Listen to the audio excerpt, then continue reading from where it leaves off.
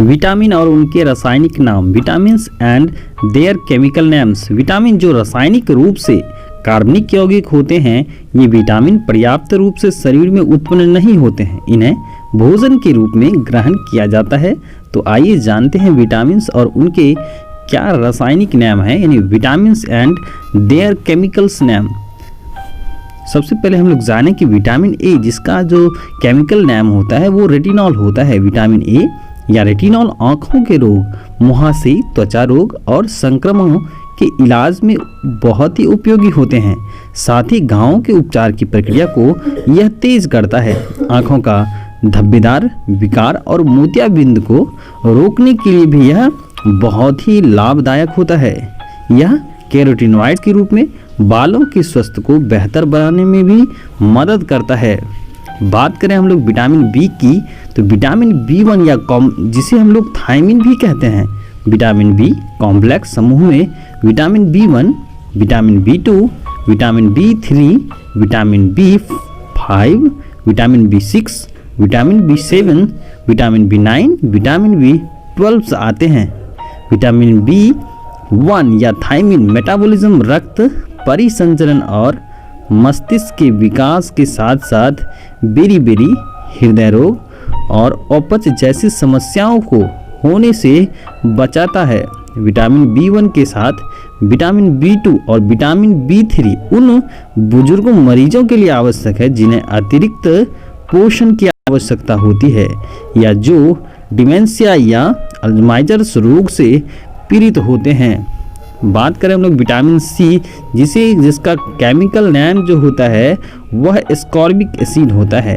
Vitamin C या ascorbic acid विभिन्न प्रकार के आँखों के रोग जैसे स्कर्वी, आम सर्दी, संक्रमक, मधुमेह, तनाव, उच्च रक्तचाप, कोलेस्ट्रॉल, हृदय रोग, कैंसर, उच्च रक्तचाप, गुर्दे संबंधी विकार, आंतरिक रक्तस्राव, बवासीर, कॉर्नियल अल्सर्स, सीजन्स और लीड पॉइजनिंग में मदद करता है। यह हमारी प्रतिरक्षा प्रणाली को भी स्ट्रॉन्ग करता है। यह कॉग्निटिव डिक्लाइन और मस्तिष्क की सेरिब्रोवास्कुलर डिजीज के इलाज में भी काफ़ी सहायक होता है। यह हमारे शरीर के लिए सबसे शक्तिशाली और आवश्यक ऑक्सीडेंटों में से एक है।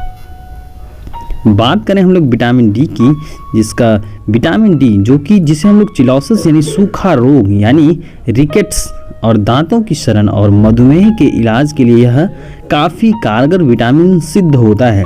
यह हड्डी को ठीक करने, इम्यूनिटी और रक्तचाप के लिए बहुत ही फायदेमंद होता है। यह कमज़ोर हड्डियां जैसे ऑस्टियोपोरोसिस को रोकने के लिए जरूरी विटामिन हैं और पहले से ही पुराने ऑर्थराइटिस से पीड़ित मरीजों में विभिन्न प्रकार के कैंसर और मल्टीपल स्क्लेरोसिस को रोकने में सकारात्मक तौर से यह काफ़ी कारगर सिद्ध होता है।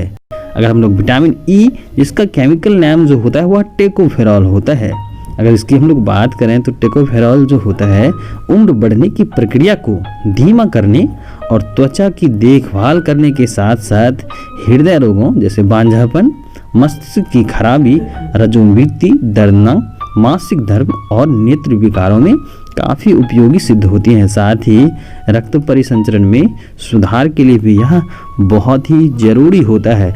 बात करें हम लोग विटामिन के की, तो विटामिन के जो होते हैं रक्त को जमाने में रोकने के लिए जो है आंतरिक रूप से रक्तस्राव, बिलियरी ऑब्स्ट्रक्शंस, ऑस्टियोपोरोसिस, अत्यधिक मासिक धर्म प्रभाव और मासिक ऑस्टियोपोरोसिस धर्म में दर्द को रोकने के लिए एक महत्वपूर्ण विटामिन होते हैं।